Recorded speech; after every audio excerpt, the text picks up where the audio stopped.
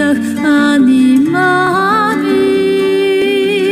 עם כל זה אחכה לו בכל יום שיבוא.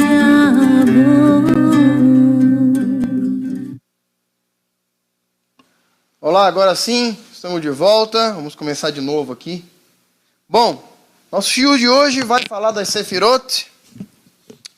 E as Sefirot são as emanações divinas. E eu falei o seguinte, que nos dias de Shavuot, nos dias intermediários entre Pesach e Shavuot, nós fazemos algo chamado Sefirat HaOmer. Biblicamente, Sefirat HaOmer é a contagem dos 50 dias que ocorrem entre Pesach e Shavuot, e do qual se levava ao templo uma porção de cereais, uma medida de 1 homer por dia, que equivale a mais ou menos 3,5 litros de cereais. Trazendo para uma realidade um pouco mais moral, os nossos sábios cabalistas escolheram essa época para fazermos uma autoanálise a partir de uma temática rabínica chamada a Árvore da Vida, que é uma forma geométrica que representa metaforicamente a imagem de Deus refletida no ser humano. Essa Árvore da Vida é composta por 10 ou 11, vamos colocar assim, uma 11ª existe ali, secreta, chamadas Sefirot, plural de Sefirá. Então, Sefirá é contagem e Sefirá também significa, traduzida por emanações, ou seja, as contas, o número de coisas que Hashem tem refletidas em nós. É dito que Hashem nos criou a sua própria imagem, a sua própria imagem e a sua semelhança, e essa imagem não é uma imagem física, obviamente, é uma imagem de seu caráter. Então significa que o caráter de Hashem está refletido em nós, e os traços de sua personalidade, os traços de sua pessoa estão refletidos em nós também. E é por isso que esse desenho, essa árvore da vida, essa forma geométrica, ela tenta traduzir de uma forma alegórica a presença e os traços do caráter de Hashem na nossa vida. Você já deve ter visto essa forma na internet. Se você digitar lá Etz Haim, ou Árvore da Vida, você vai encontrar uma forma parecida com isso aqui.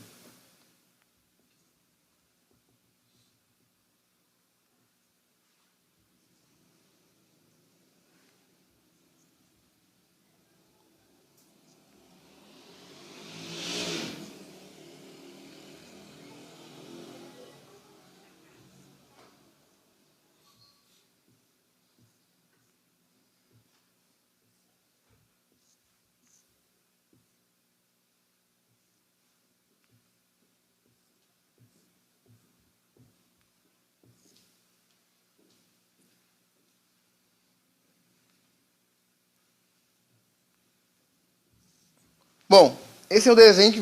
Hã?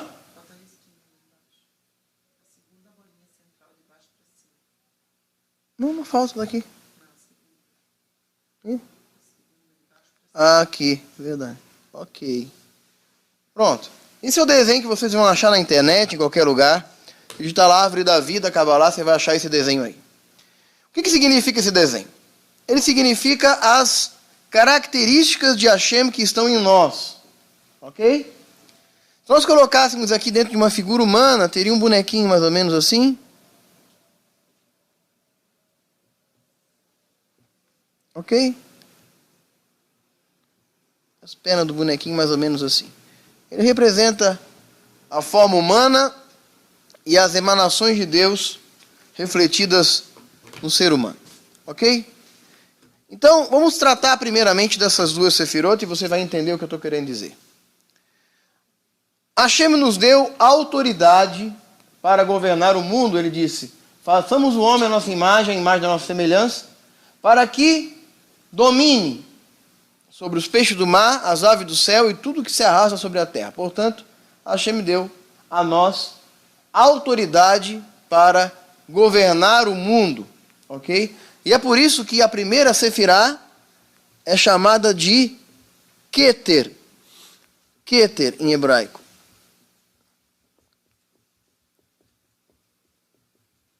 A palavra Keter significa coroa. Ok? Coroa. Keter. Por quê? Porque ela representa a majestade divina que está depositada, ou que estava depositada no Éden, sobre o homem. Ok? Também simboliza, se nós colocarmos essa árvore da vida num contexto, não um contexto humano, mas num contexto da relação que Hashem tem com a existência, com esse mundo, eu posso dizer que o Keter representa a habitação divina, a esfera da habitação divina, o que as pessoas traduzem como céu. Ok?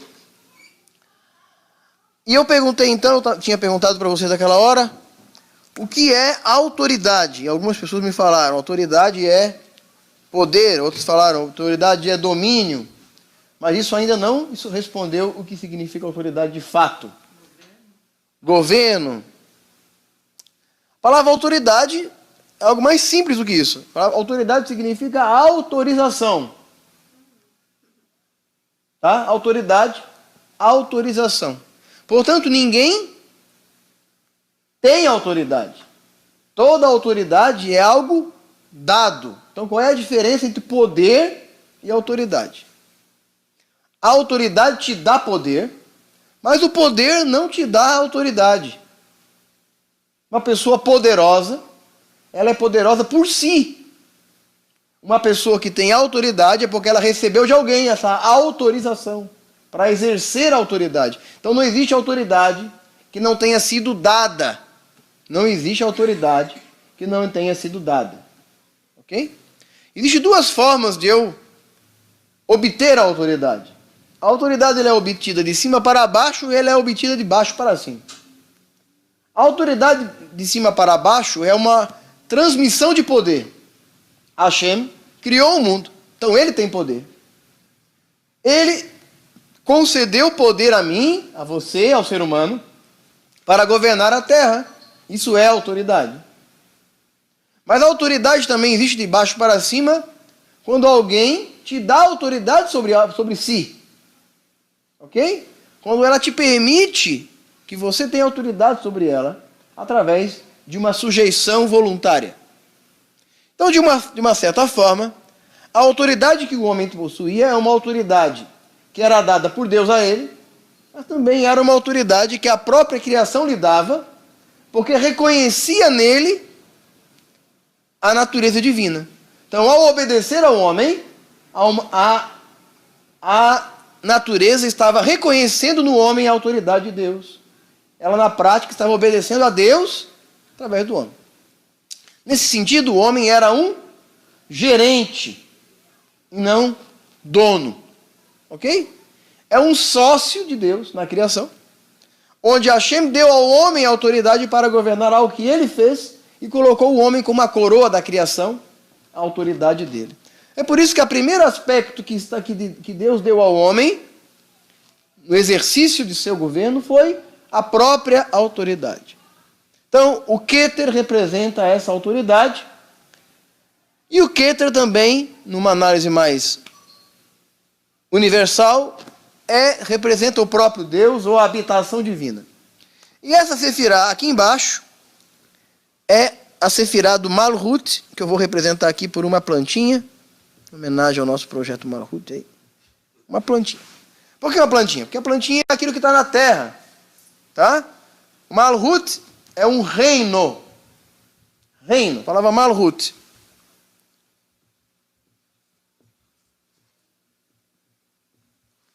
Malhut.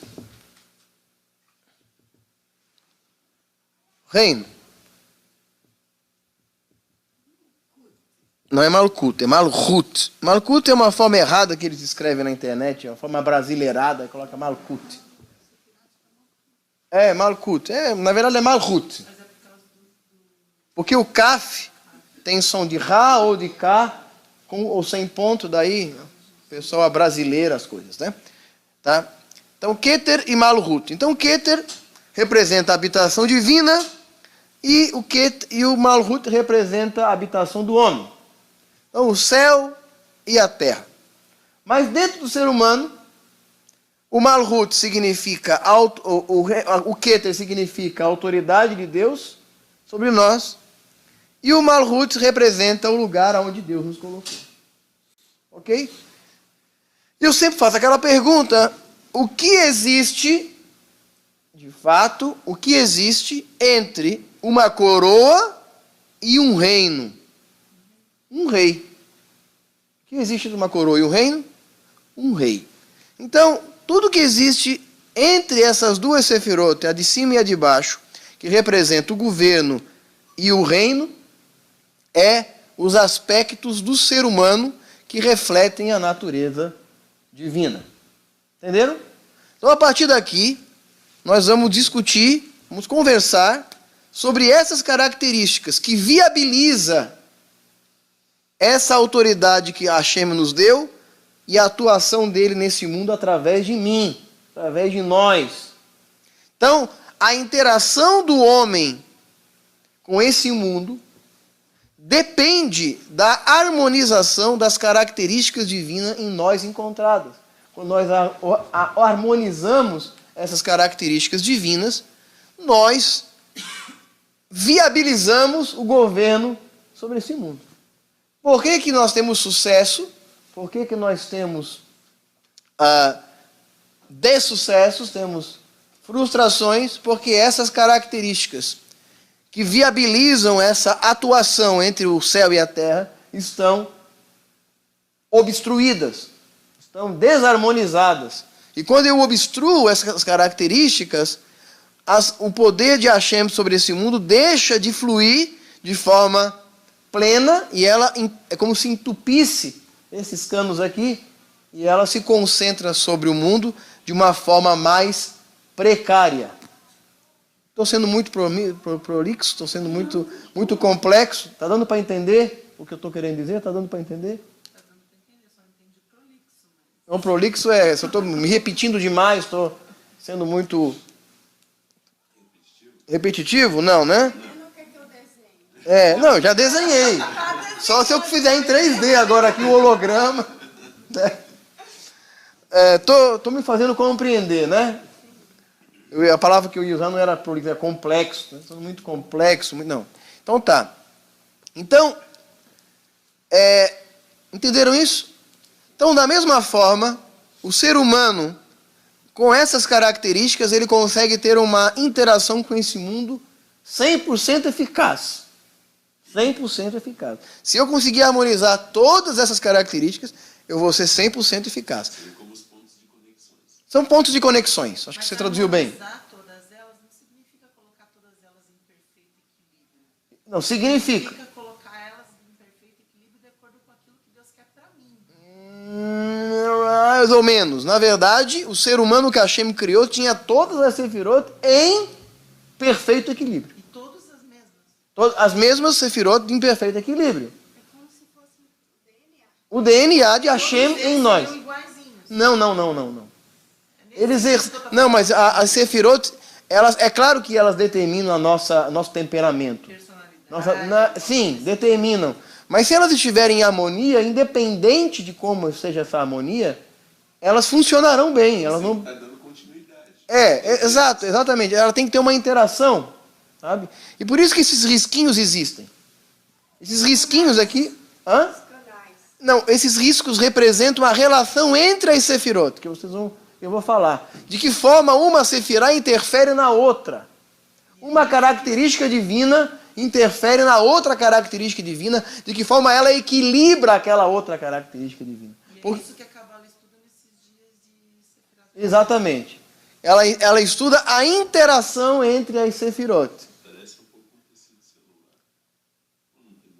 Não tem. Com o próprio DNA. Com o próprio DNA, lembra o próprio DNA. Mas é claro que essa figura foi criada pelos sábios, ela é apenas uma figura representativa, geométrica, e fazendo uma alusão a isso, sabe? Só por uma compreensão, né? Tem gente que liga isso aos chakras, sabe os chakras? Mas não tem a ver, tá? Na verdade, é uma aplicação mística, mesotérica, vou dizer assim. Tá? A diferença entre o misticismo e o esoterismo é que o misticismo é um estudo das coisas ocultas, o estudo daquilo que está por trás das coisas. O esoterismo é a aplicação das coisas ocultas no sentido de manipulá-las de forma, como sortilégios, de uma forma idolátrica. Então, uma pessoa mística não é uma pessoa esotérica. Tá?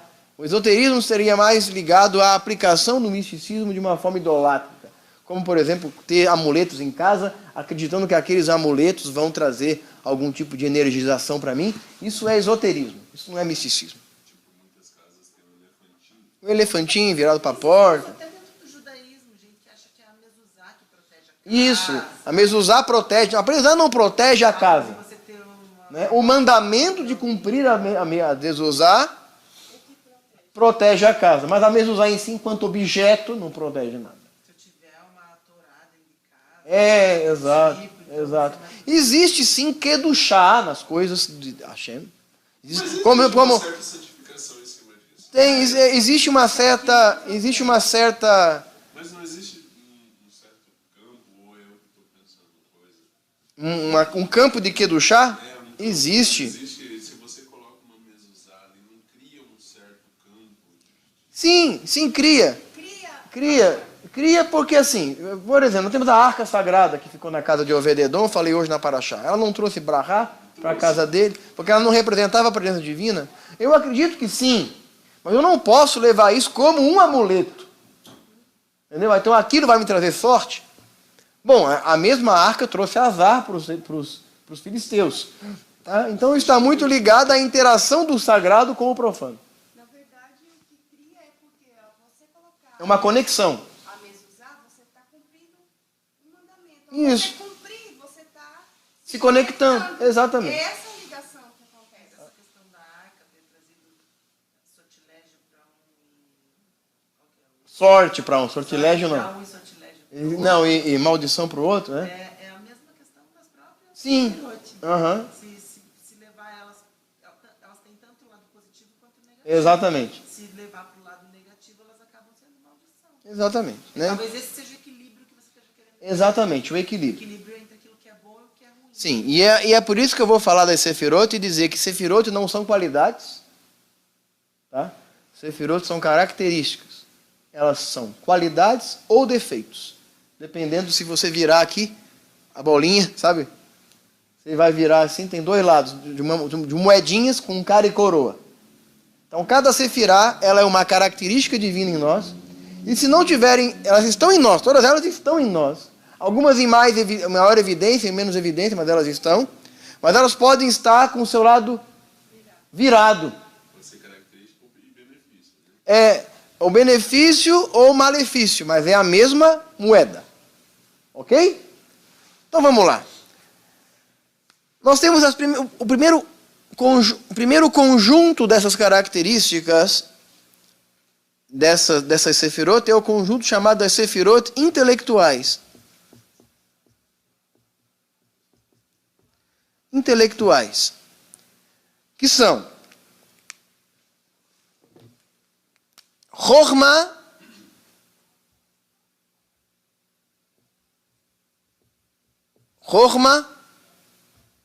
escreve com CH, com outro CH, MAH. Chorma, Binah e Da'at. O que é Chorma? Sabedoria. Ok? Binah, inteligência. E Da'at, conhecimento. Só que não é o conhecimento como vocês entendem. Não é apenas conhecimento, a ciência no sentido de conhecer uma coisa. É um sentido diferente. Então vamos colocar aqui. Binah é inteligência. Inteligência no sentido de capacidade Exatamente. de Receber conhecimento. Ok? Binah é a inteligência. Uma mente inteligente. Uma pessoa inteligente. mais aprender. capaz de aprender, com uma facilidade maior de aprender. Ok? A Hormá é a capacidade de aplicar o conhecimento. Na hora de tomar decisões, é sabedoria. Não adianta eu ter um monte de conhecimento e não ter sabedoria.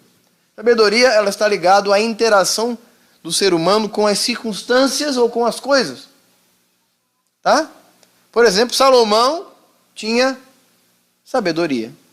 Ele aplicava o conhecimento e ele tinha algo que Hashem me dava para ele, uma sabedoria de nível espiritual, em que ele fazia uma leitura das coisas de uma forma sábia.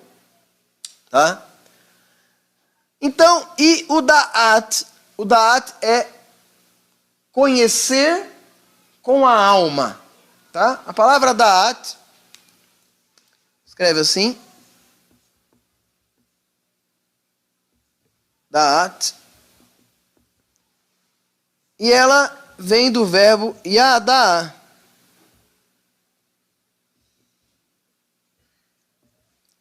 E o verbo Yada'a significa conhecer no sentido bíblico. É uma palavra usada para saber, atayodea, você sabe, você conhece, ou também significa relação conjugal. Abraão conheceu Sara. Então, o nível da At, o aspecto da At é o aspecto da intimidade. E por isso que ela está pontilhada aqui. Porque a Da'at não é uma sefirá natural, ela é uma sefirá espiritual. Alguns têm, outros não têm. Outros têm tão pouco que não é perceptível. E também é possível adquirir.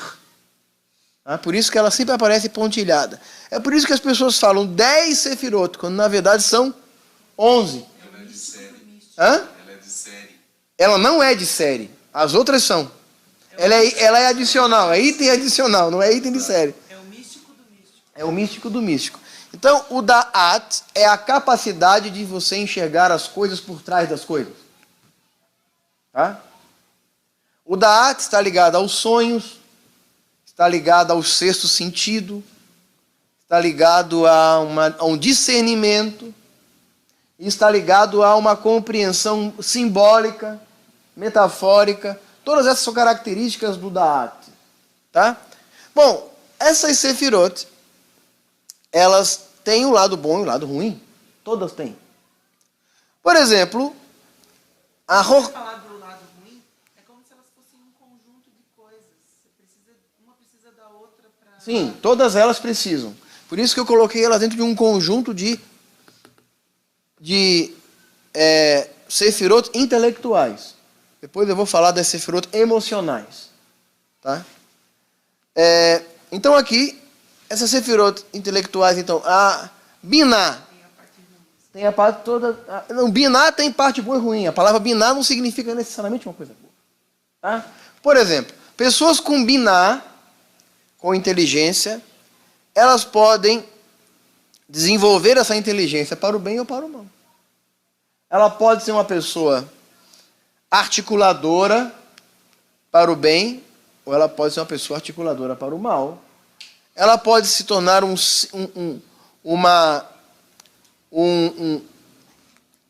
ela é uma pessoa que tem biná, é uma pessoa que tem lógica. Basicamente, a característica da biná é a lógica. Então, por exemplo, a biná, ela vai determinar se você é mais ou menos cético. Ok? Porque se você tem muita Da'at, mas não tem biná, você pode ir para um lado, vai se perder nas suas próprias divagações. Então a biná, ela contrabalança com o ceticismo. Tá? Mas o cético é uma coisa positiva, a incredulidade é uma coisa negativa. Os dois aspectos dela. Qual é a diferença entre o cético e o incrédulo? O cético questiona, o incrédulo simplesmente não acredita. Exatamente. O cético não acredita em tudo. Cético até que se prove o contrário. O cético não acredita em tudo. O incrédulo não acredita em nada. Ele simplesmente não acredita. Por exemplo, uma pessoa cética na religião, ele é um racionalista. Eu me considero uma pessoa cética, porque a gente lê a Bíblia de uma forma cética, não de uma forma incrédula. Eu sempre tento trazer mais para o campo da racionalidade, vocês sabem disso, é uma característica minha. Eu não sou uma pessoa muito de ficar acreditando por exemplo, eu falei do diabo hoje, do Ra-Satã. A minha compreensão de Ra-Satã é uma compreensão cética, lógica, aplicando ela dentro de uma racionalidade e não entendendo ela de uma forma mitológica. Tá? Pessoas céticas são pessoas que entendem a coisa do lado lógico. Mas eu poderia simplesmente dizer, não existe nada, não existe Deus, não existe coisa nenhuma. O que existe é isso aqui é isso aqui mesmo, acabou. Acabou. Entendeu? Aí eu desequilibro. É o outro lado da Biná. É o lado da incredulidade. Então a Biná, ela é muito boa. Uma pessoa que não tem ceticismo, uma pessoa, sabe? Ela acredita em tudo. Ela é uma pessoa que ela não tem, ela acredita em lendas, ela acredita em superstições, ela acredita em ídolos, ela acredita que é possível falar com os mortos, ela acredita nessas coisas. Acredita em todas as religiões ao mesmo tempo. Ela é uma pessoa, sabe, ela é um barco sem âncora. Que no fundo não acaba acreditando em coisa nenhuma. Ela não tem, sabe, ela acredita em coisas assim absurdas. Então ela tem que ter Biná. A Biná é importante. A inteligência é uma coisa importante. Então uma pessoa pode se tornar um cético, um racionalista, ou ela pode se tornar um incrédulo por completo. Duas pessoas com características de Biná no campo científico. Nós temos Einstein, grande matemático e físico, que nunca deixou de acreditar em Deus. Okay? Nunca.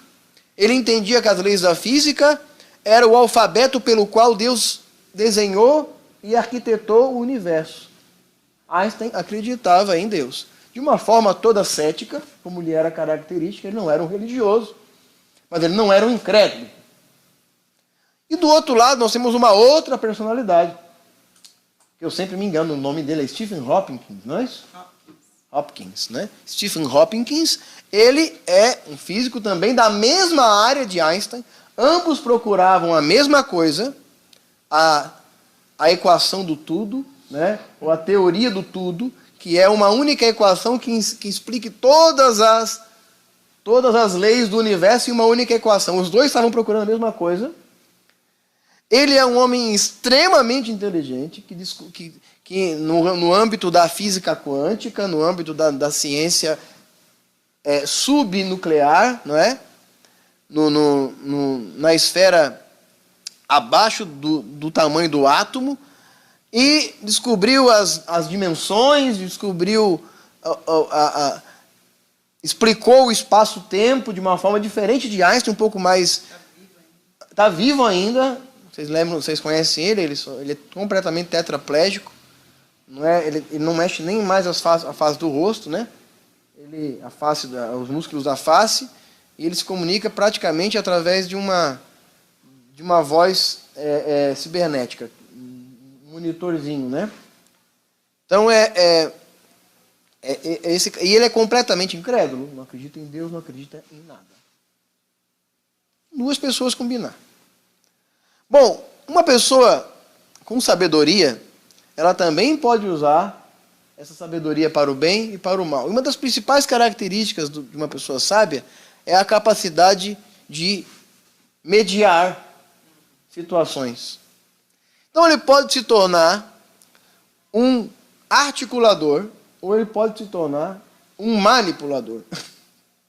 No campo da política, uma pessoa sábia pode influenciar todos para o bem. Não é? Pode influenciar todos para o bem. Não, já tem um exemplo chamado Oswaldo Aranha, é o nome dele, um político. Foi embaixador da ONU e foi quem articulou os países todos para fundar o Estado de Israel. Grande articulador político. As pessoas, quando pensam em política, pensam no Brasil aqui, né? Essa brincadeira aqui. Não é isso que eu estou falando. A política como um todo. Pensa em Salomão, porque Salomão é um grande político, né?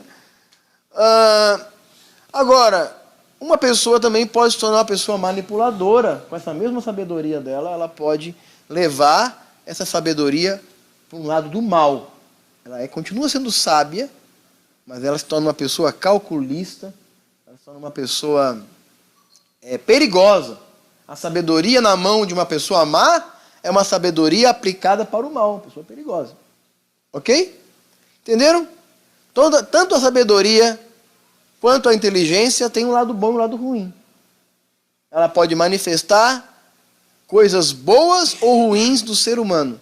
É por isso que as sefirot precisam estar ligadas a outras sefirot para se balancear. Por isso que entra.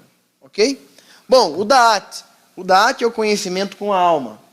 Uma pessoa que tem Da'at, ela pode tender para a profecia ou ela pode tender para a adivinhação.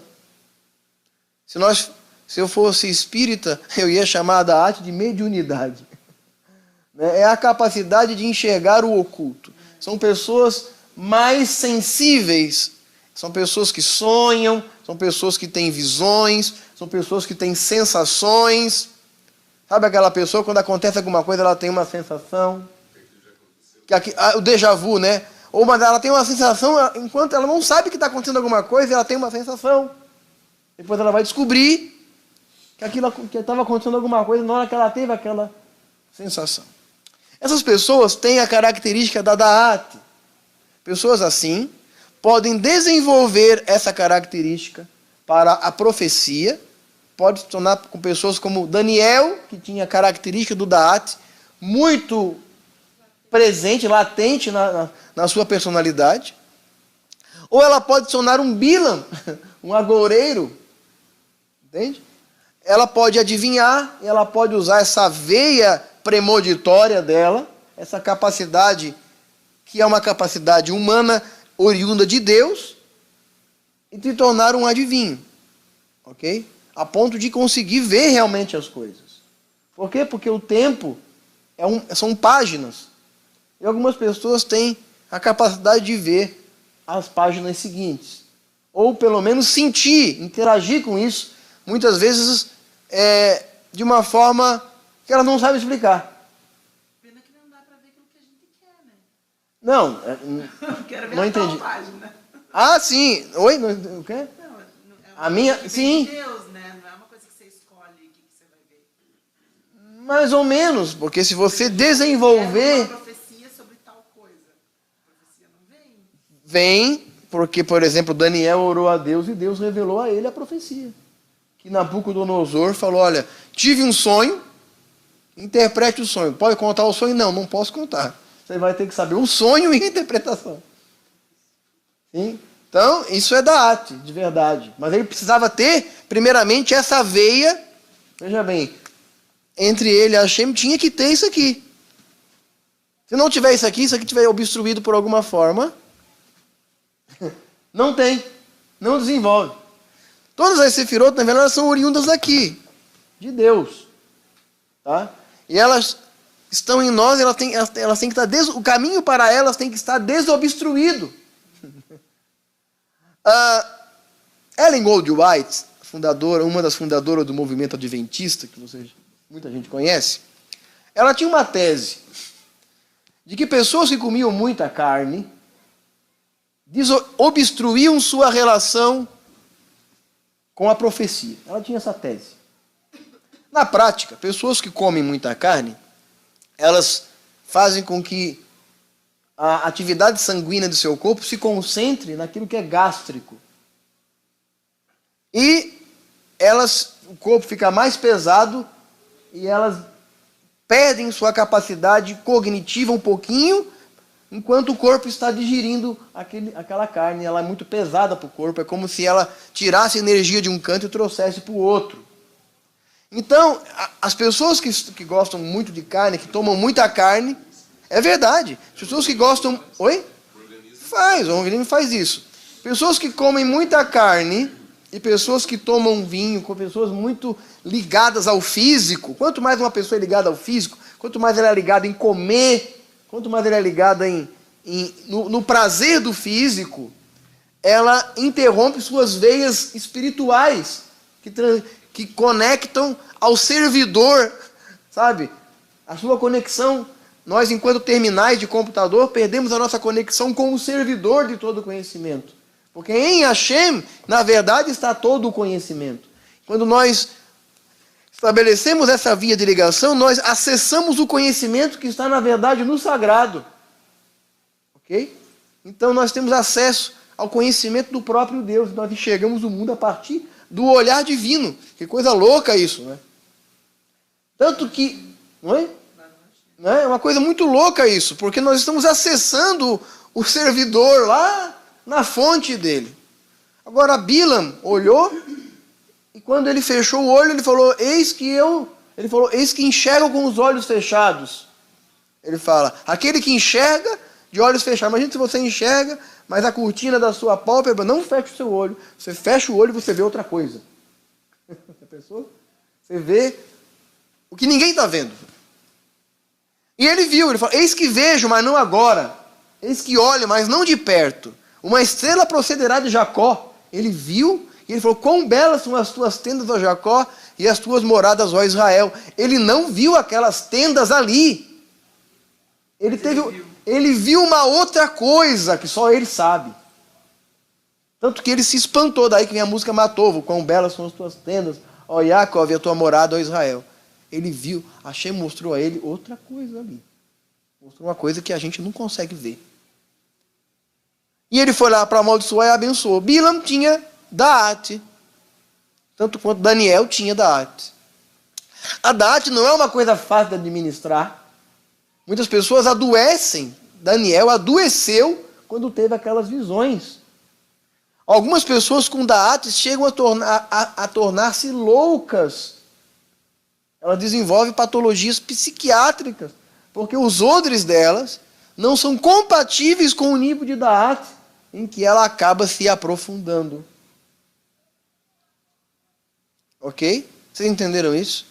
Então, o conhecimento dessas coisas, ela pode levar, o conhecimento dos mistérios pode levar ao sortilégio, pode levar à superstição, pode levar à idolatria, pode levar à adivinhação, premonição, ou ela pode levar à revelação divina. A mesma característica.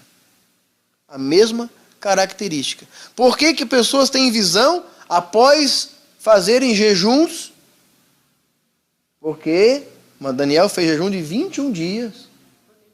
Porque ele sublima um pouco, ele eleva a sua condição da sua alma animal, que está aprisionada àquilo que é físico, e ele desobstrui essa relação, como se ele flutuasse, né, metaforicamente falando, entre o céu e a terra. Ele eleva a sua mente fica totalmente desobstruída, e aí ele consegue falar sem estática.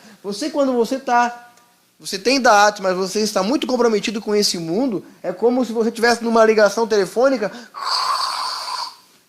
mas com estática. E quando você vai se eliminando aquelas estáticas, você tem uma ligação limpa. Você entende?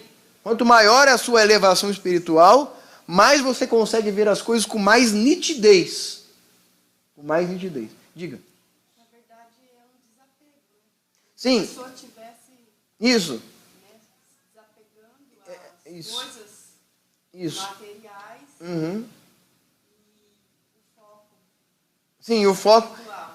o foco espiritual, mas não é exatamente o desapego, mas muitas vezes a abstenção momentânea, temporária, muitas vezes, apenas para enfraquecer o corpo e fortalecer a mente. Entende? Ou a alma, ou aquela sensibilidade que a gente tem, não é isso? Bom, vamos partir para as sefirot emocionais, que são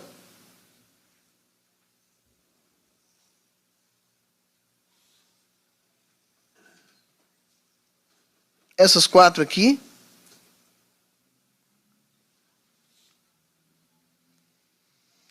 Vou chamar as 4 de sefirot emocionais para a gente não dividir em outro subgrupo, para não complicar demais. Bom,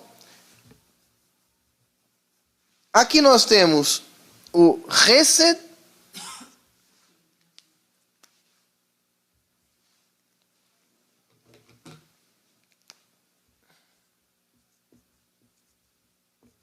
ok? CH, Hesed, 2 S. Ok? Hesed e Gevurah. Hesed e Gevurah. Hesed, as pessoas traduzem por bondade, emocionais. As pessoas traduzem por bondade. E Gevurah, as pessoas traduzem por força. Tá? Mas eu vou traduzir de forma diferente. Vou traduzir por resistência, tá? Obstrução, resistência e liberalidade. Tá? Vou traduzir diferente. Hesed é aquilo que dá. Gevurah é aquilo que retém. Ok? Vamos trazer isso para o campo da vida financeira, por exemplo. A vida financeira. Hesed é uma pessoa que ela é mais liberal. Então, uma pessoa que tem Hesed é uma pessoa que pode desenvolver a Tzedakah. Ok? Ela pode desenvolver a característica de dar com liberalidade. O apóstolo Paulo fala que aquele que dá com liberalidade. Dá de uma forma espontânea. Ela gosta. Dar lhe dá prazer. Mas ela também pode desenvolver uma característica perdulária. O que é uma pessoa perdulária? Uma pessoa que gasta demais, que perde, uma pessoa perdulária, alguém que perde. Então o Hesed está ligado à perda, porque se você dá, você perde. O Hesed está ligado a uma pessoa que sai perdendo. Ela desenvolve essa característica de perder, e o perder não dói nela. O lado bom é a tzedakah, o lado ruim é a perdulariedade. Uma pessoa perdulária é uma pessoa que nunca consegue ter nada. Ela tem a mão furada, tem o bolso furado, sabe? Ela gasta muito, ela não guarda. Então esse é o lado bom e ruim do Hesed. O Hesed, ele é a facilidade de dar. Ele é um cano sem registro. Ele é o cano sem registro. Qual é o registro do Hesed? É a Gevurah. A Gevurah é a resistência. Ok? Então uma pessoa com Gevurah, no mundo financeiro, é uma pessoa que guarda, uma pessoa que poupa, é uma pessoa prudente, uma pessoa que não...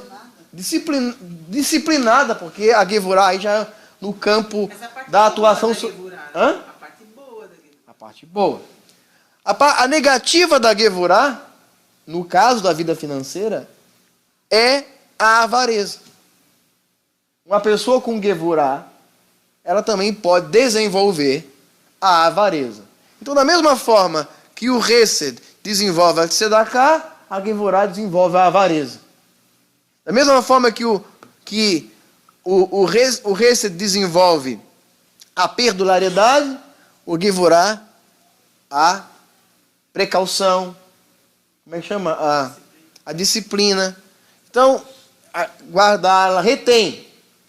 Então, uma equilibra a outra. A pessoa que tem Hesed, que não é equilibrada pela Gevurah, é um cano sem registro. Mas uma pessoa que tem Gevurah demais é um cano com o registro fechado. O tempo inteiro. Então, a Gevurah é o registro que regula o Hesed. É preciso ter Gevurah sobre o Hesed, e é preciso ter Hesed sobre a Gevurah. A Hesed vai abrir o registro. E a Gevurah vai fechar a água. Então essa relação ela precisa existir. No campo da interação social, Uma pessoa com Gevurah, ela não é uma pessoa suscetível. Ela é uma pessoa, mais centrada. É uma pessoa mais resistente. Ela não é uma pessoa influenciável. E ela é uma pessoa disciplinada. Ela resiste. Isso é o lado bom. Nas suas interações sociais, a Gevurah pode levar à teimosia, à resistência, à rebeldia e a nunca ceder. Esse é o lado ruim da Gevurah nas nossas relações pessoais. Com Hashem, por exemplo, o povo de Israel resistia a Hashem. Era um povo teimoso, de dura serviço. Lado ruim. O lado bom, ele também era teimoso e dura serviço com relação à idolatria. O povo judeu não se dobra. Sadraque, Mesaque e Abidnego, lá na historinha diante da estátua, eles falaram, se prostra, eles falaram, não. Não vão. Não vão aquecer a fogueira. Ok. Vai agora? Não. Eles resistiram. É a capacidade de não ser influenciado. Uma pessoa com força. Uma pessoa com caráter. Uma pessoa com convicção. Mas, ao mesmo tempo, se isso for também desequilibrado, uma pessoa que não aceita nenhum tipo de opinião, não muda nunca, não quer ser modificada, não quer ser trabalhada, e se mexer demais, quebra. Tá? A Gevurah, Uma pessoa sem flexibilidade. sem flexibilidade. A Gevurah é o carbono do aço, vamos dizer assim. Porque o aço, quanto mais carbono ele tem, mais duro ele é. Mas depois de um determinado nível de carbono no aço, ele se torna quebradiço. O aço bom é o aço que tem uma certa flexibilidade. Se ele for duro demais, ele não tem flexibilidade e ele não absorve aquele impacto e ele quebra. Então uma pessoa, por isso diz Provérbios, aquele que muitas vezes repreendido endurece sua cerviz, será quebrado sem que haja cura. Quebra definitivamente. É a diferença entre uma Maria mole e uma bolacha de creme cracker. A Maria mole, você estica. E quando você separa ela, não cai partes dela. Mas uma creme cracker, você quebra, ela é mais dura, ela não é flexível. Você quebra, vai pedaço para todo lado. Então lá quando chamar a gente de Maria Mole, não, porque a Maria mole tem que estar com mais Gevurah, ela tem que ter mais consistência. Uma coisa com muito receita é uma coisa sem consistência. Entendeu? Então é preciso encontrar o equilíbrio entre essa consistência, essa maleabilidade. Uma maleabilidade demais é uma coisa que não... Você vai usar a Maria mole para fazer uma estrutura, ela não é uma gelatina, não tem estrutura nenhuma. Ok? Então a textura dessas nossas relações está nessa interação entre o Hesed e o Gevurah. O sólido e o líquido. Tá? O sólido e o líquido. O líquido seria o Hesed e a Gevurah seria o sólido. As outras duas sefirot de baixo é o Netzach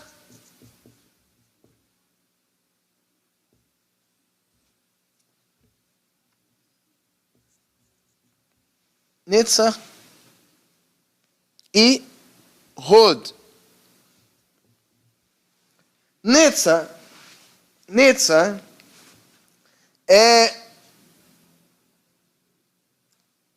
eles traduzem como vitória, tá? Eles traduzem como vitória, mas eu vou colocar como atuação. Ok? Ela é o ímpeto. Ela está ligada ao ímpeto, ela está ligada ao ir. Fazer. Atitude. Então, Netzach significa atitude. Ok? Hod vem da palavra, as pessoas traduzem como reverberação. Alguns traduzem como louvor. Quando fala Rodul Adonai Kitov, está relacionado a tocar a reverberar vem do tambor. E o que reverbera? O sino reverbera, o tambor reverbera, a corda do violão reverbera. Por isso o rod está ligado aos instrumentos musicais. Rodu significa adorar a Hashem, louvar a Deus com coisas que reverberam. A nossa corda vocal reverbera. O diapasão reverbera. Mas o que isso tem a ver com Netzach? Netzach vai e o rod pondera, ele reverbera. É uma ideia que reverbera na sua mente. Ela pensa duas vezes. Entenderam isso? Um sino... Acho que essas duas são as mais difíceis. Não são. Um badalo de um sino reverbera de um lado para o outro dentro do sino. Isso produz o som dele. Uma ideia, quando você fala assim, tem uma ideia, tem uma coisa que está martelando a minha cabeça. O que você quer dizer com isso? Você não chegou a uma solução. Você está pensando sobre aquilo. Isso, ela está reverberando, ela está ecoando. Se eu pudesse traduzir de outra forma, eu podia traduzir como eco. É algo que ecoa. Então, algo que ecoa, ela vai e ela vem. A corda de um violão reverbera de um lado para o outro. O Netzach não é isso. O Netzach é ir. Então, o Netzach fala, vamos. E o rod pergunta, por quê? Por quê? O rod pondera. O Netzach vai. Uma pessoa com Netzach é uma pessoa de atitude. Um exemplo disso é Pinhas. Pinhas teve atitude. Ele era... E isso está ligado à juventude, né? A atitude está ligada à juventude. Está ligado a fazer primeiro e pensar depois. Né? E ele foi lá e fez. Enquanto isso, Moshe e Aharon não fizeram nada. Poxa vida. Hashem parou a praga por causa do Netzach. Vai não, viu? Ah, tá. Eu quero falar com você. E Deus parou aquela praga. Por causa da atitude dele. Moshe e Aharon não pararam. Mas eu pergunto. Não teria sido melhor que todas aquelas pessoas continuassem fazendo o que estavam fazendo até que a última pessoa má morresse? Para que então aquela praga pudesse definitivamente purificar o povo daquela determinada centelha. Esse é o Rod falando. Por isso Moshe e Aharon não fizeram nada. Ele fala, não, é Hashem que mandou essa praga. Eu vou parar essa praga? Eu não vou parar. Algumas gerações seguintes, 300 anos depois, um descendente de Pinhas, chamado Eli, teve 2 filhos. Aliás, um dos 2 chamava-se Pinhas. E os filhos de Eli estavam fazendo a mesma coisa que os filhos de Israel fizeram no Egito, se prostituindo com as mulheres dentro do Mishkan.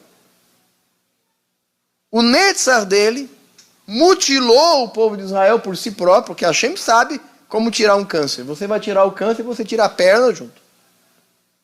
Hashem sabe exatamente como retirar. De forma que aquela mesma centelha ele não conseguiu matar. Ele apenas retardou aquela centelha para o futuro. Quando Deus finalmente matou os filhos de Eli e o próprio Eli. Entenderam? Hashem tomou uma atitude ali. Quando nós não tomamos algumas atitudes, Hashem toma a atitude. Então, uma pessoa com Netzach é uma pessoa com atitude positiva, Mas muitas vezes impensável. mas ela não tem Rod, Ponderação. não tem ponderação. Então, o Rod equilibra o Netzach. Mas muito boa. Eu já vou chegar lá. O Netzach é uma pessoa com atitude, uma pessoa proativa, uma pessoa dinâmica, mas também uma pessoa imprudente. O Netzach pode se transformar em imprudência, porque ela vai primeiro, antes de pensar. Aquela pessoa que pula do trampolim e depois vai ver se tem água na piscina. Primeiro mergulho. Se tem Chegada numa aventura. Se joga do avião e não dava sem paraquedas. cabelo. Então, é uma pessoa com Netzach. O Netzach, então, o lado bom do Netzach é uma pessoa positivista, uma pessoa que vai, que faz, mas é uma pessoa que ela pode também desenvolver o lado ruim, que é a imprudência. Vai primeiro e pensa depois. O Rod é a ponderação. O lado bom dele é que ele regula o Netzach. Ela, peraí, né? Esse é o lado bom. Ponderação, a pensar naquilo que vai fazer. Mas o Rod pode desenvolver uma característica ruim. É a indecisão. Uma pessoa. A estagnação. É uma pessoa que pondera. Não, louvar é uma aplicação, uma palavra que tem origem nela. Porque louvar tem a ver com falar, tocar. Todas as coisas que falam, que emitem som, reverberam antes. O som é a vibração do ar, né? Então o tambor, a corda do violão, a corda do piano, as cordas vocais reverberam. Então, no sentido do que eu estou aplicando aqui, o Rod é a reflexão mental sobre as coisas. Tá? A ponderação. Uma pessoa com muito Rod, ela não sai do lugar. Faço ou não faço? Vou ou não vou? Não é? Ficar parado do que fazer errado. Exatamente, melhor ficar parado do que fazer errado. Ela pondera tanto, que o tempo passa, ela perde o time. Tem coisa que se você não fizer agora, você não vai fazer mais. Tem time, tem coisa que tem time. Entendeu? Vou ou não vou? O Netzach fala, vai. Sobre o Netzach, a minha filha tem na porta do quarto uma frase escrita assim: melhor o feito do que o perfeito. Sim, talvez. O Netzach pensa assim. O Rod fala, fez o contrário. Se não for perfeito, é melhor nem fazer. Exatamente. Igual que para. Exatamente. Se não for perfeito, é melhor não fazer. O Rod pensa. O Netzach fala, é melhor fazer do que não fazer, ainda que não seja totalmente perfeito. Ser ponderado, mas proativo. Exato, ser ponderado, porém proativo. Ser proativo, porém ponderado. Não fazer nada sem ponderar, mas não deixar que a sua ponderação resulte numa estagnação. Desespera a oportunidade. Faça a oportunidade. Construa oportunidades. Entendeu isso? Todas essas características estão em Hashem, são herdadas de Hashem. Mas elas estão em equilíbrio ou em desequilíbrio dentro de nós, quando aprendemos a ver que ela tem dois lados, o cara e a coroa, né? Sem nenhuma referência ao Keter. O cara e coroa dessa moeda. Entenderam isso? Pergunta até aqui? Bom, Onde que tem uma ponte para jogar dela?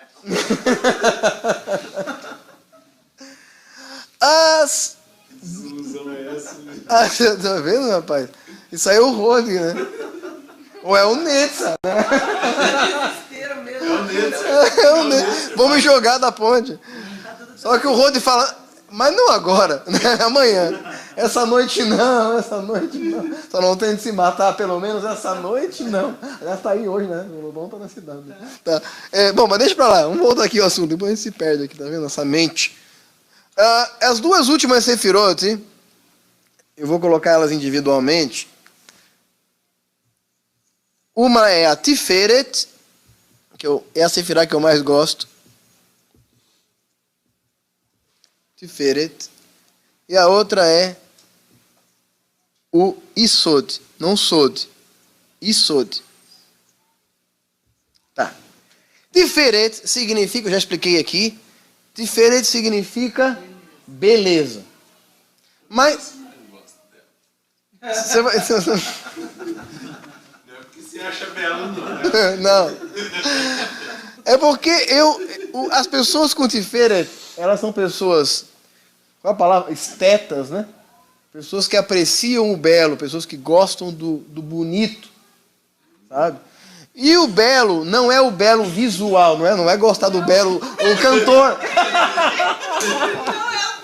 O belo do cabelo ruivo. Não é o cabelo descolorido.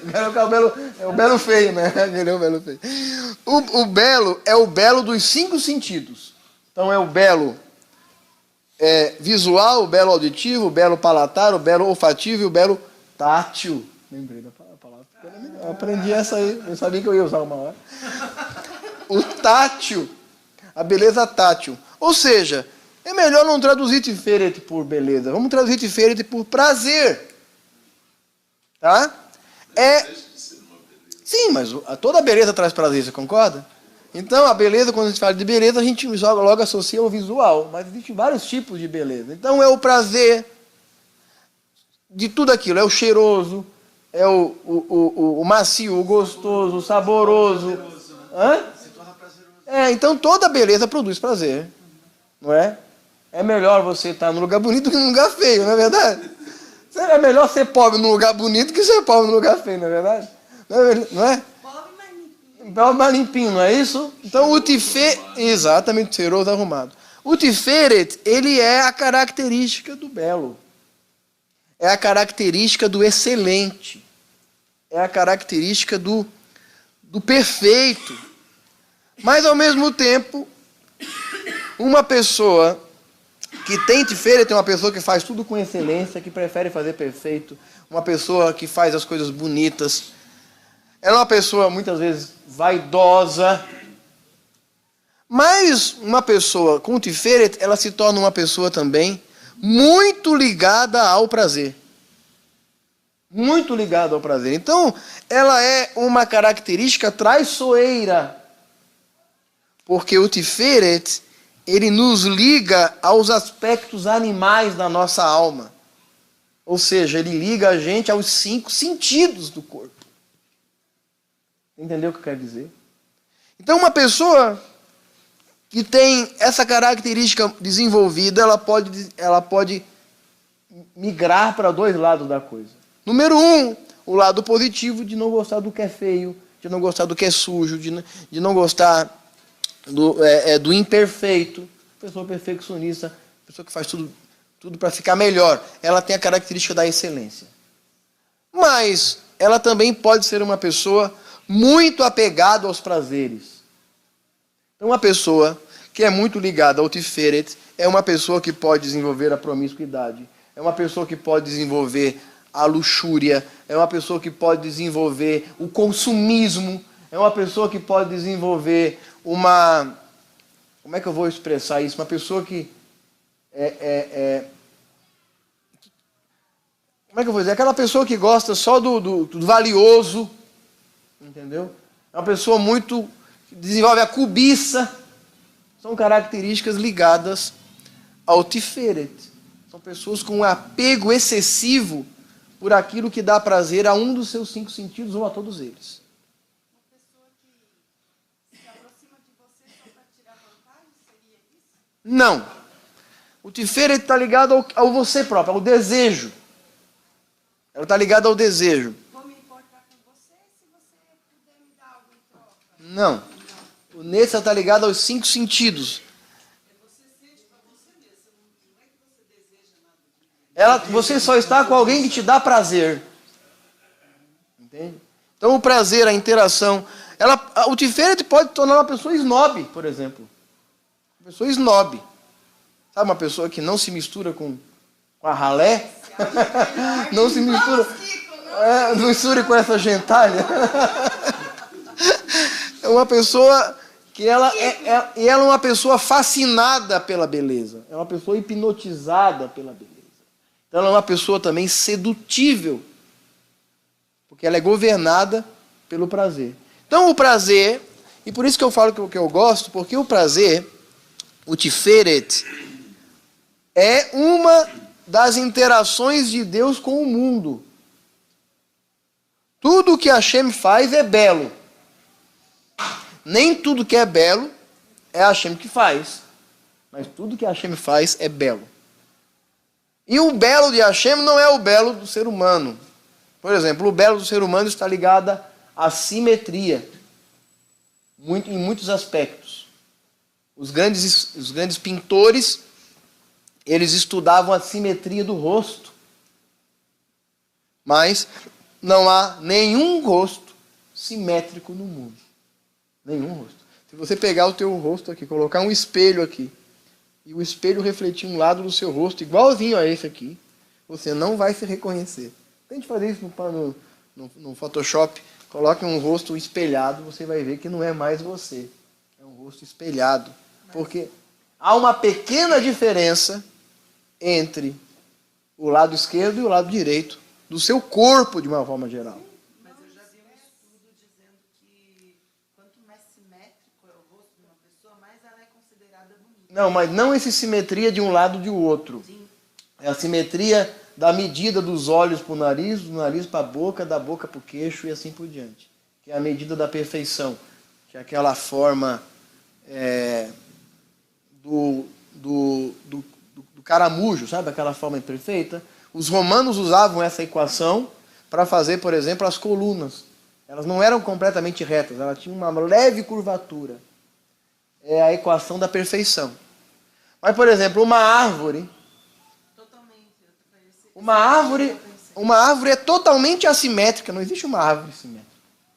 E é isso que faz da árvore tão bela. Um horizonte nunca é simétrico. As montanhas não são simétricas, as nuvens não são simétricas, o mar não é simétrico. Nada na natureza é simétrico, mas ele é perfeito e é belo. Entendeu? Então, ela manifesta a natureza divina. Então, a beleza manifesta a natureza divina, a limpeza manifesta a natureza divina, o valor revela a natureza divina. E o Tiferet está ligado às duas características da majestade. Quais eram? Vocês lembram delas? As duas características da majestade: a excelência e a nobreza. Nobreza é desenvolvida uma pessoa nobre. Uma pessoa nobre é uma pessoa que não se preocupa com coisas medíocres. O nobre não é o nobre. O nobre é aquele que as coisas inferiores não o incomodam. Ele está acima das coisas inferiores. Uma pessoa nobre retribui o mal como o bem. Uma pessoa nobre. Entende? A excelência é a capacidade de fazer a coisa de forma perfeita. Com excelência. Da melhor forma possível. Tá? O Tiferet. Os muçulmanos dizem que a beleza é uma das expressões divinas nesse mundo e por isso eles enfeitam suas mesquitas de forma tão ornamentada. Precisa ser caro, precisa ser bonito, precisa ser suntuoso na visão islâmica. No judaísmo isso não existe. A relação com Hashem hoje ela está muito mais ligada me fugiu a palavra, a austeridade. A religiosidade judaica hoje, principalmente por influência da Hassidut, essa linha da Hassidut está muito ligada à austeridade. Embora outros movimentos judaicos não estejam ligados à austeridade, estejam ligados ao mais suntuoso antigamente. Ok? Bom, o senhor não cheguei ainda. Hã? Você colocou as 3 primeiras como intelectuais, as 4 seguintes como emocionais e diferentes.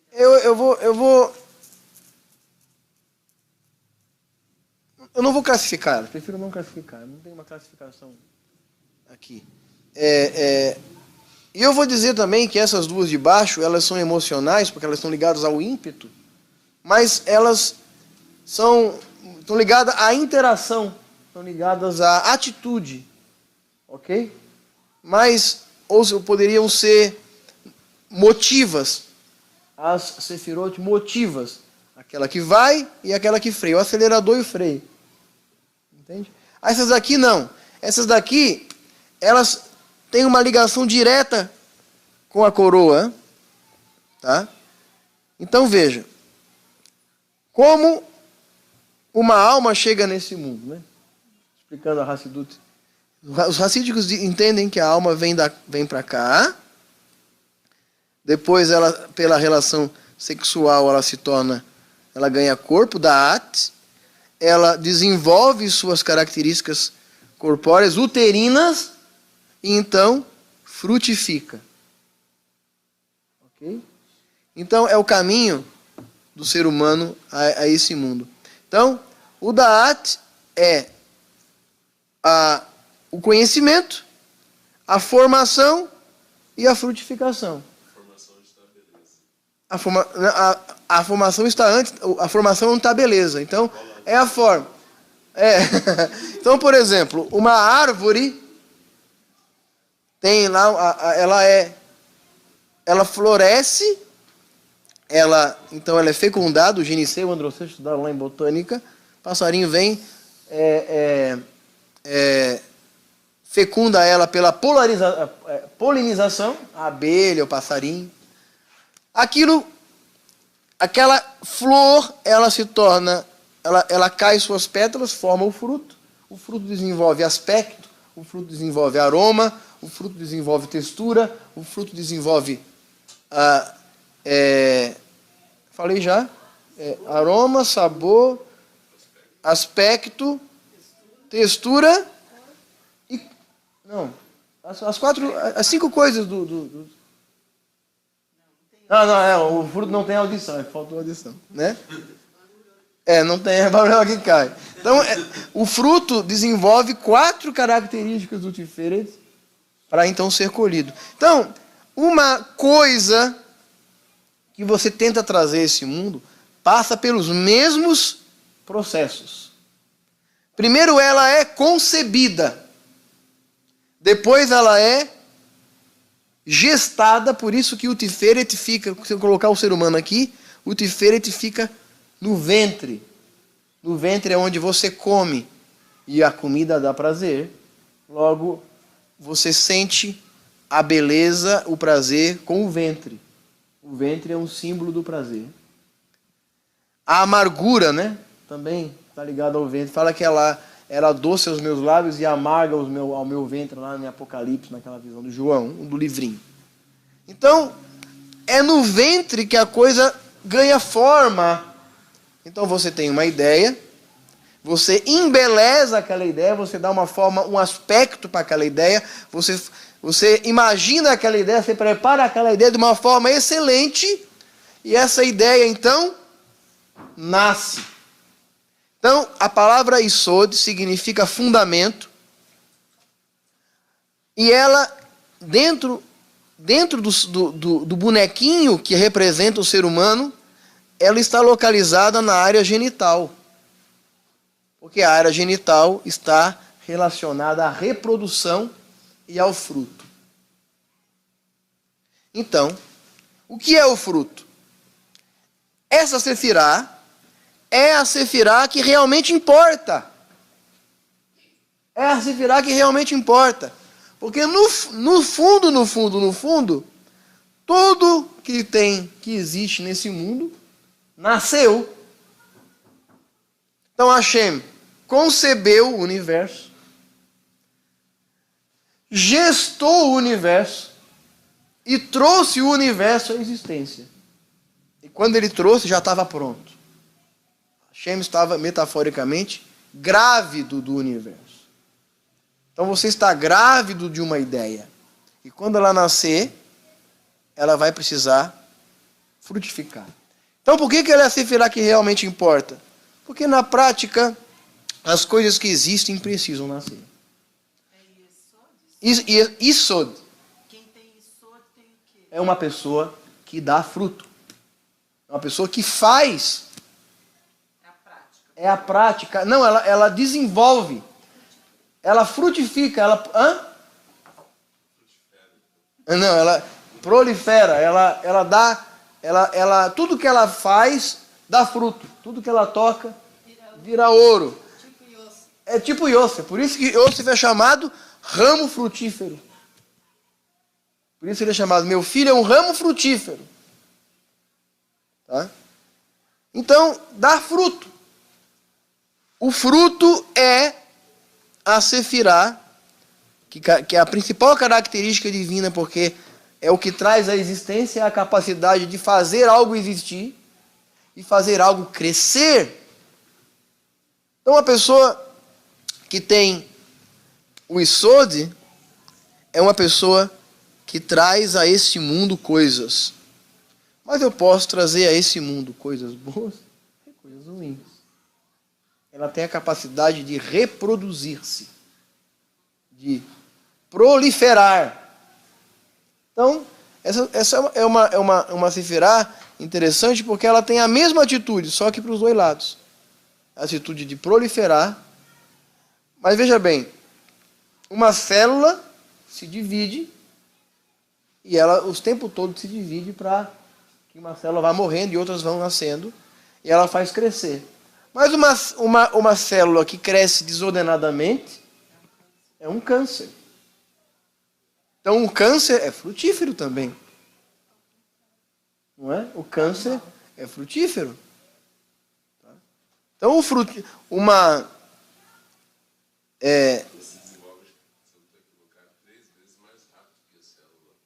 exatamente, ela é frutífera. Então, Yeshua vai falar, o Rav Yeshua vai falar que aquele que não dá fruto é cortado. Então, você tem sabedoria, você tem inteligência, você tem uma percepção espiritual, você tem bondade, você tem gevurá, você tem resistência, você tem a disciplina. Você é uma pessoa atuante, você é uma pessoa ponderada, você é uma pessoa que gosta do belo, mas no fim o que você fez? Não fez nada. Você não trouxe nada para esse mundo. Você não produziu. E se o homem foi colocado no mundo, fala, sede fecundos e enchei a terra, ele não estava falando só de ter filho, ele estava falando sede fecundos. Ou seja, seja prolífero, produza, seja um multiplicador.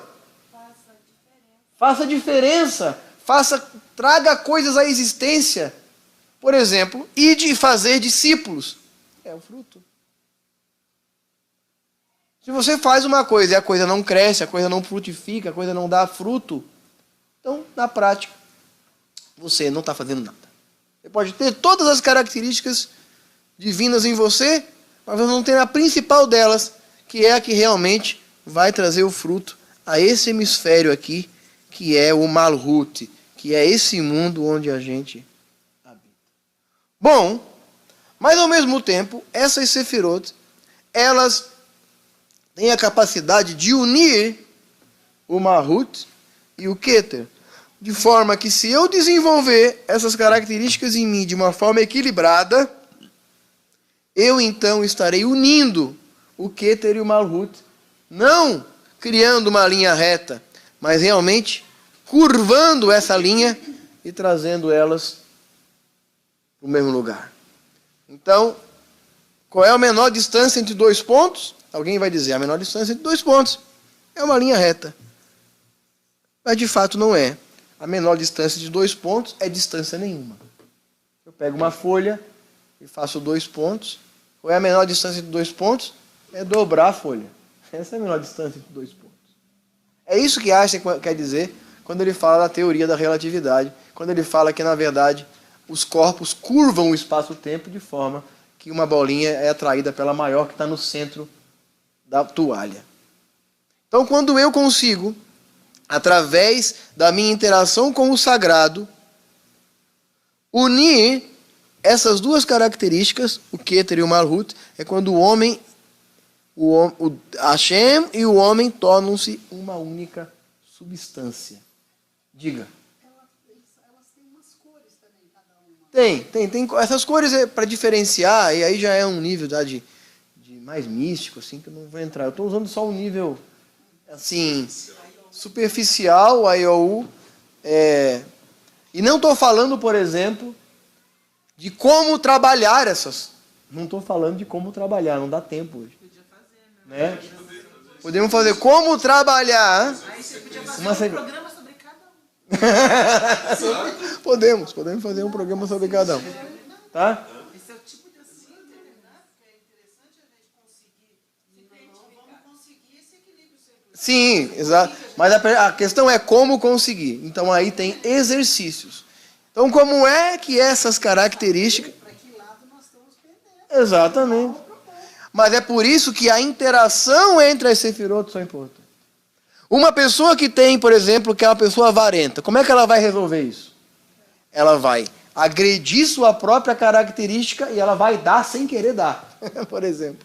Uma pessoa que tem o receio demais, ela vai ter que aprender a dizer não. E uma pessoa com gevurá demais vai ter que aprender a dizer sim. Eu acho que trabalhando essas sefirot, a gente vai conseguir, você vai conseguir fazer a pessoa se enxergar a personalidade dela dentro dessa sefirot. O autoconhecimento. E aí você vai ter o autoconhecimento e aonde a gente vai, através delas, a gente vai conseguir ter esse equilíbrio. Então, as sefirot, ela... Que se jogar da ponte. Elas estavam nesse jogo. Então, as características da gevurá, elas eu tenho que entender, eu tenho gevurá. Então eu vou atuar, eu vou usar essa gevurá de uma forma positiva. Eu tenho gevurá, então eu vou usar de uma forma positiva. Eu tenho atuação. Veja, se eu coloco netza e gevurá, o que eu tenho? Atitude e a resistência para a atitude traz o quê? Perseverança. Porque não basta você dar um tiro de 100 metros. São 42 quilômetros uma maratona. É mais importante manter-se andando. Com uma pessoa motivada. Diga ao povo que marche. Ok? O Hesed e o Hod vai ajudar uma pessoa a pensar 2 vezes antes de dar, antes de ceder, antes de se livrar de algo. Ela vai pensar. Entendeu? Por isso que uma boa tzedakah é aquela que é pensada e não aquela que é ou totalmente espontânea ou que ela é motivada naquele determinado momento. No calor da emoção. É por isso que os líderes religiosos usam tanto de artifícios para tornar a pessoa vulnerável naquele momento, para que ela dê. Porque se ela for para casa, ela não dá. Não deixa pensar. Quantas vezes eu já vi pessoas que Deus se arrependeu, falou, deu a chave do carro no dia seguinte e falou, pô, pastor, eu não sei, eu não queria dar. Já vi pessoas fazerem isso. Trabalhou emocional. Deixou ela, fez com que ela perdesse as resistências emocionais. Foi. Entendeu? Por isso que a boa tzedakah não é aquela movida pela emoção momentânea, é aquela que você pensa, decide e pensa como fazer. Fala, eu vou fazer. Eu vou fazer por causa disso, porque eu quero. Você tem um motivo. Entendeu? Então todas as sefirot precisam se interligar. E uma, na verdade, vai trabalhar para aprimorar a outra. Então, uma vai precisar da outra. E por isso, elas são todas ligadas por linhas. Tá? Tem gente que vai fazer mais linha. Vai ligar essa com essa, essa com essa, essa com essa, essa com essa, essa com essa. Não, é uma ligação infinita. Entendeu? Oi? A gente pode estar trabalhando elas. Claro que pode. Bom, e aquilo que a gente chama de aplicação da Sefirot são as Midot, que é uma outra aula. Midot são traços, qualidades. Os frutos do Espírito, por exemplo, são as Midot, e não as Sefirot. As Midot. Benevolência, paciência, domínio próprio. O domínio próprio, por exemplo, que é uma Sefirá, que é uma Midá. Midot é plural de midá, não é amidá, é midá. Também não é medá, é midá.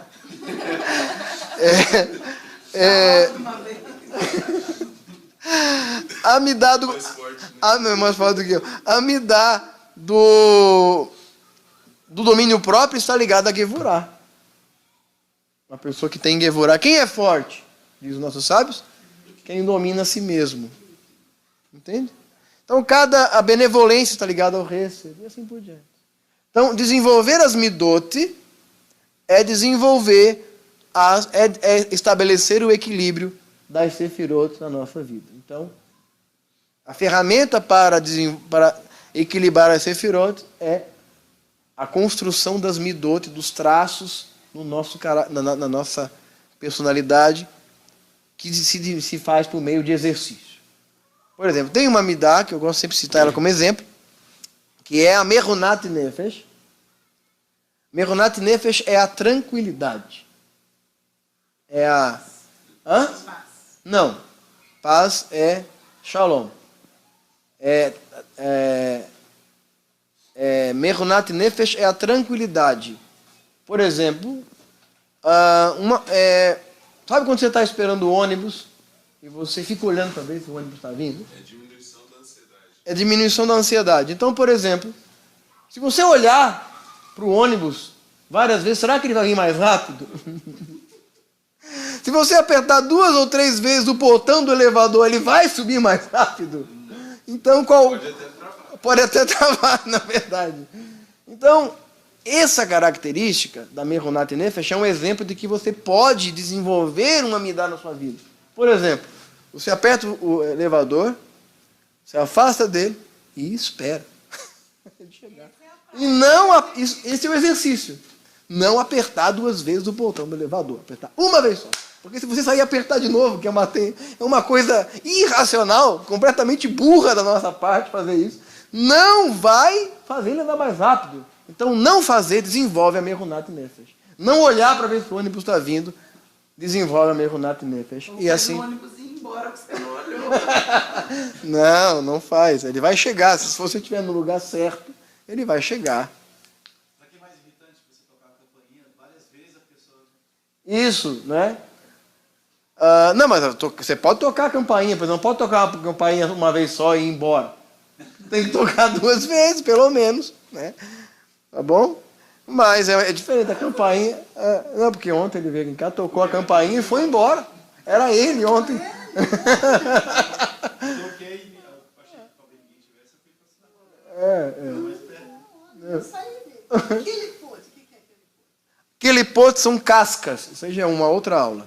São cascas de obstrução.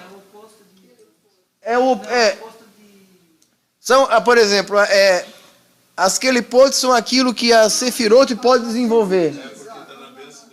Sim, tirando nossas Quelipot. Quelipot é cascas.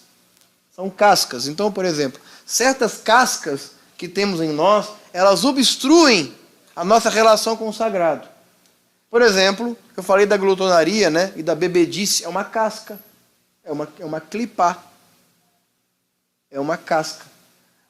O pecado é uma casca. Eu falo que os pecados promovem a separação entre vós e o vosso Deus. Então as clipot são características negativas que desenvolvemos na nossa alma e que de uma certa forma é o colesterol ruim da nossa interação com o divino. Ela vai obstruindo essas artérias espirituais até que nós obstruímos nossa relação com Deus. Essas são as Quelipot. Ok? É isso.